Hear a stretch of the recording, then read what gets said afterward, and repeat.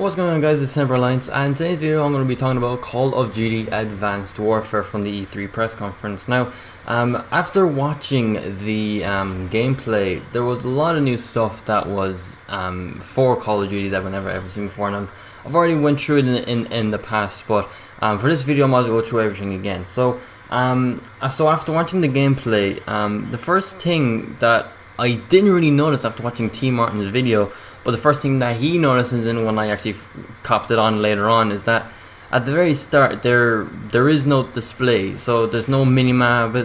There's nothing on the side that tells you how many bullets are in your are in your ammo. How many bullets you have left, and all that stuff. And instead of that, it will be displayed on your gun. So all the information that you need will be on the gun that he was using for the gameplays, which was pretty cool. So Sledgehammer is really trying to make the game look more realistic, which is actually pretty cool. But for where you want to know where you are, you're just going to have to take a while, I guess, because without no minimap you're not going to be able to know where you are. But for campaign purposes, you don't really need to know, because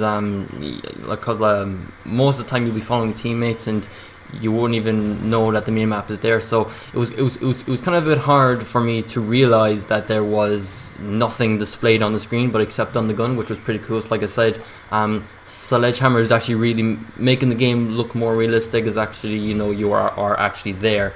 And then during the gameplay we had spider tanks, and I'm not really sure if you can actually get into one of those things, which would be pretty cool. Like, why would you implant something in the game that you can't really use?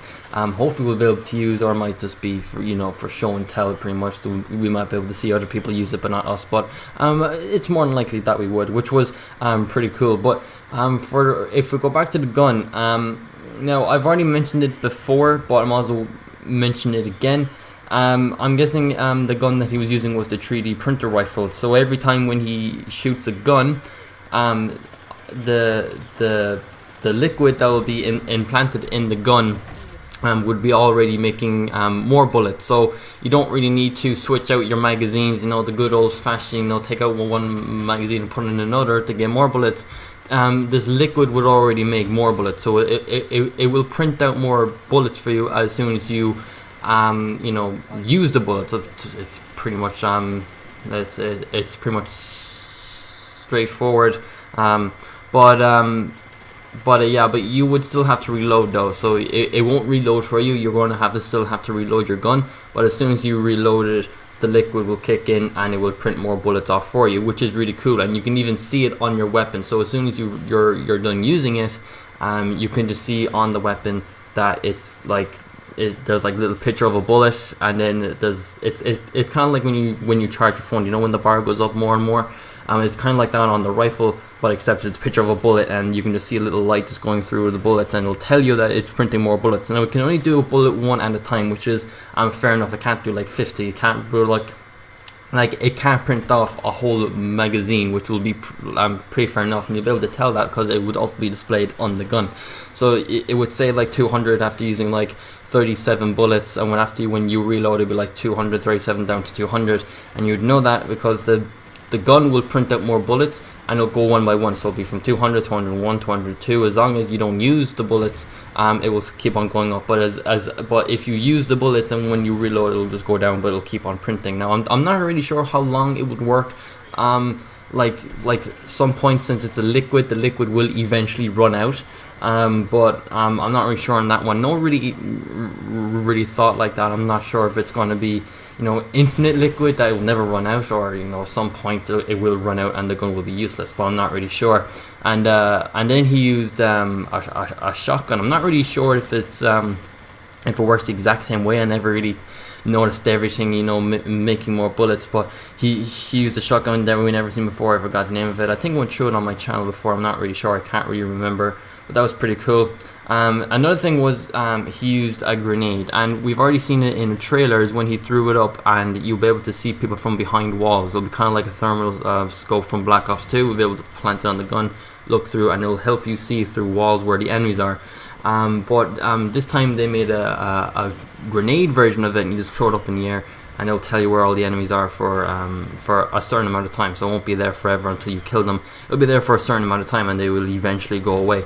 But it will be there for a good while, which is pretty cool. And it's not just a grenade for that. So it can be pretty much any grenade that you want. So it's all in one grenade, and has a different setting. It has EMP, frag, support, I think the name was. So it has all these different settings. So the support one is when you throw it up in the air, and it'll stay in the air, and it'll track an enemy, and as soon as it'll track an enemy, it'll go straight towards the enemy and it'll kill them. So it's pretty much an all-in-one grenade. So there's no longer a Semtex grenade and a frag grenade all in separate. So pretty much it'll all be just one grenade, and you just pick a setting that you want to use, and you just throw it up in the air, and it'll act like the one that you put it on, which is pretty cool. So there's no longer a separate grenade, it's all just in a one grenade. So it has all these different settings on it, and you just pick one and you throw it up, and it'll act like that. So pretty much, if you want to see enemies behind walls, you click the EMP, I'm guessing it's called, and you throw it up in the air,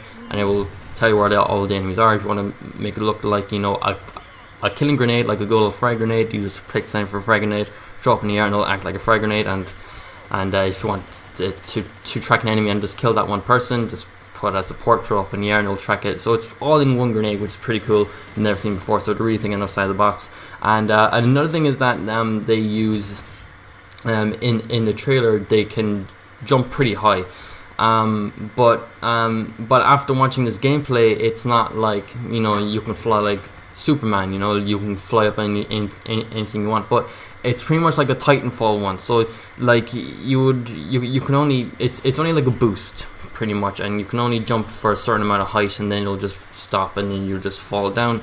And it'll also be good, as I saw in the gameplay, that if you fall from a very high story building, you can just use that little boost just to get you down gently, instead of, you know, going hard down and then end up breaking your legs. So yeah, so it can be either one of those two, which is pretty cool as well. So you can't really fly, or you can't really stay up in the air for a certain amount of time. It's just a little boost just to get you a little bit higher than you can jump, which is pretty cool. So it's kind of like Titanfall effect.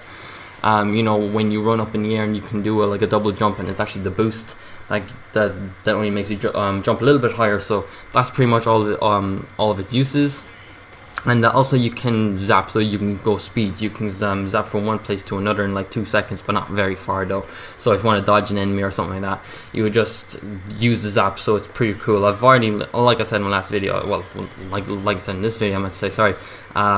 I pretty much already went through this because it was already announced, but it'll be nice to go through it again, because we've seen a lot of things during this gameplay, which is pretty cool. And also the shield was pretty cool as well. I have to admit, the shield was pretty cool. So you know, if you want to shoot through it, it will protect you. You want to shoot through it like with the laser. I'm not really sure what the whole purpose of the laser is, but the laser looks pretty cool. You know, like it's like a killer laser, and it'll just like, it doesn't kill you after one shot. You have to use the laser on them for a certain amount of time to kill them, which is fair enough.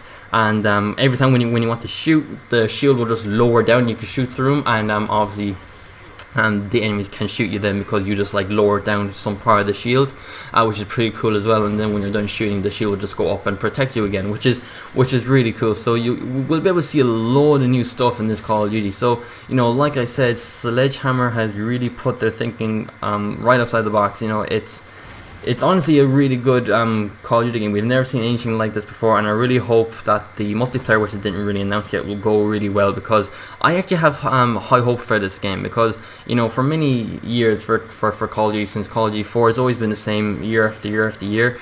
They only tweak little changes just to make the game different, but it's not much of a difference. So I really have high hopes for this game, and I really hope that this game goes well. And then at the very end of the gameplay, we have a sad moment where his friend arm got stuck in kind of like an aircraft, and it exploded, and the guy who like survived because he pushed him off lost his arm, which was pretty rough. But it was a sad point during the gameplay, and then it just ended. So yeah, so that is pretty much all I want to say about Call of Duty Advanced Warfare. I was about to call it Ghosts. I was like, okay, but But yeah, so like I said, I have high hopes for this game, and I'm really looking forward to this game. I'm looking forward to the single player, and I hope the multiplayer will go as well as the single player as I saw. So yeah, so that's actually pretty much it. Hope you enjoyed it. If you did, press the like button, and it'll tell me that you enjoyed the video. And also, if you haven't already, subscribe. You want to see some more videos from me, and that's pretty much it. And I'll see you guys in my next video. Bye.